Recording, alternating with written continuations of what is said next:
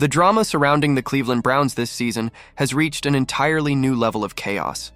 And at the center of it all stands Kevin Stefanski, a head coach whose decisions have left both fans and insiders scratching their heads. Even as the Browns dominated the Miami Dolphins in a 31-6 blowout, what should have been a night of celebration has instead turned into one of the most controversial moments in the team's recent history. Because while the scoreboard said victory, the atmosphere in Cleveland told a very different story. One of frustration, confusion, and missed opportunity. It all began with a simple but glaring question that echoed through the stands as the game wound down. Why wasn't Shadur Sanders on the field? With the Browns holding a 25-point lead and the game all but decided, fans expected to see their young quarterback finally get some reps, a chance to prove himself even for a few minutes. But Kevin Stefanski had other plans. As the clock ticked down and the chants for Sanders grew louder, the coach refused to budge. He stuck with Dylan Gabriel, a quarterback who, while competent, had done little to convince anyone that he was the future of this franchise. To make matters worse, Stefanski appeared to be enjoying the chaos. Cameras caught him laughing on the sideline, sharing easy smiles with Gabriel, as if deliberately ignoring the fans' frustration. It was almost like a scene from a twisted reality show. The kind where the person in charge knows they're provoking outrage, but keeps pushing anyway just to see how far they can go. One Browns insider even compared Stefanski's behavior to Jerry Springer, saying he'd turned the organization into a spectacle, mocking both his players and the fans who supported them. The most puzzling part of it all was that Stefanski had spent weeks praising Shadur Sanders, speaking glowingly about his progress, his maturity, and his potential. Yet when the moment came to back up his words with action, he did nothing. Even with 4 minutes left and the Dolphins clearly defeated, he refused to put Sanders in. This wasn't just a conservative coaching decision, it was a message.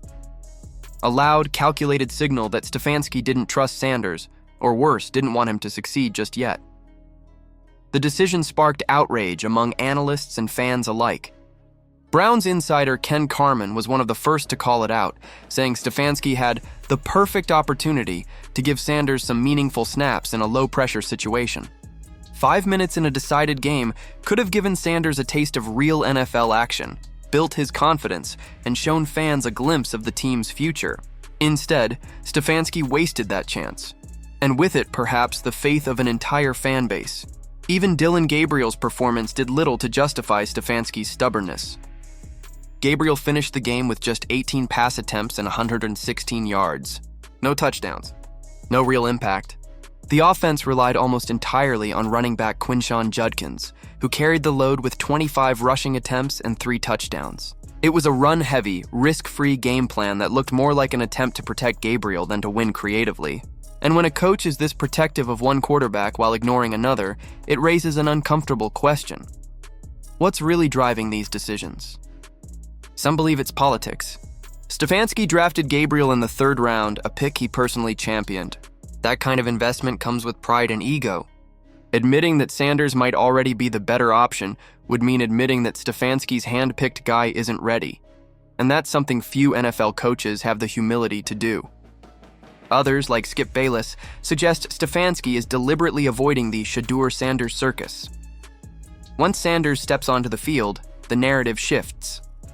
Every throw, every decision, every drive becomes national news. For a coach already under pressure, that level of scrutiny could be career-ending. But to many, that explanation doesn't cut it. If you're coaching in the NFL, dealing with media attention comes with the job. Great players create buzz, and great coaches know how to handle it. Instead, Stefanski's refusal to play Sanders feels more like fear. Fear of losing control. Fear of being overshadowed by a young, charismatic quarterback who could easily become the new face of the franchise.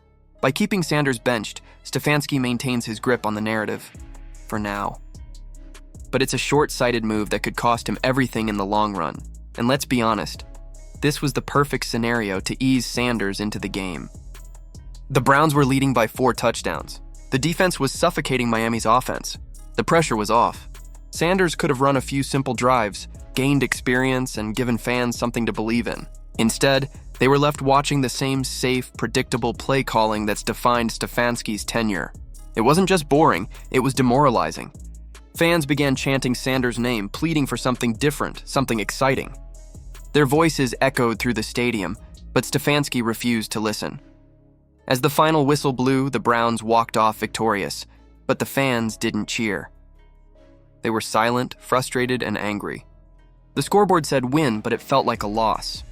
Because deep down, everyone knew what this meant. Stefanski had made his choice, and it wasn't about the team's future, it was about his own survival.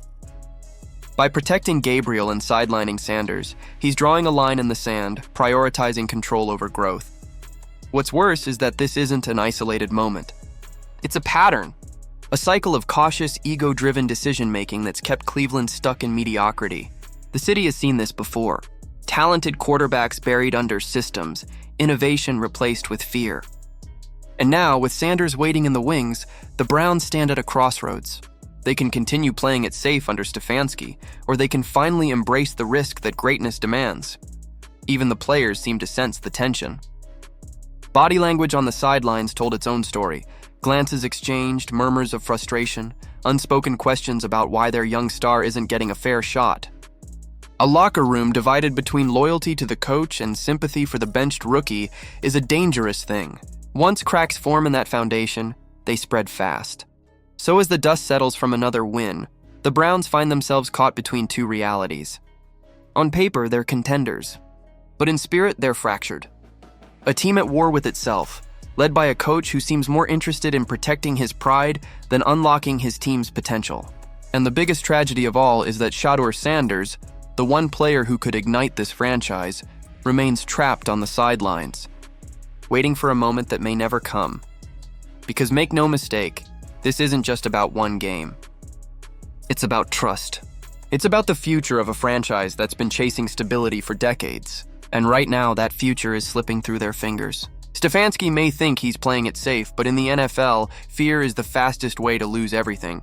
So what happens next? Does Stefanski double down on his decision, or does he finally give Sanders the shot he deserves?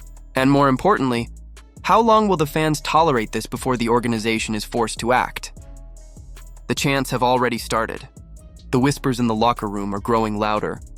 And if the Browns keep winning this way, hollow victories that feel like losses, then it's only a matter of time before the pressure boils over. What do you think? Was Kevin Stefanski right to keep Shadur Sanders on the bench, or did he waste a perfect opportunity to build the Browns' future? Is this about strategy or ego? Drop your thoughts in the comments below, and don't forget to like, subscribe, and hit that notification bell for more deep dives into the stories shaping the NFL. Because this isn't just football, this is drama. Pride and power colliding under the bright lights of Cleveland.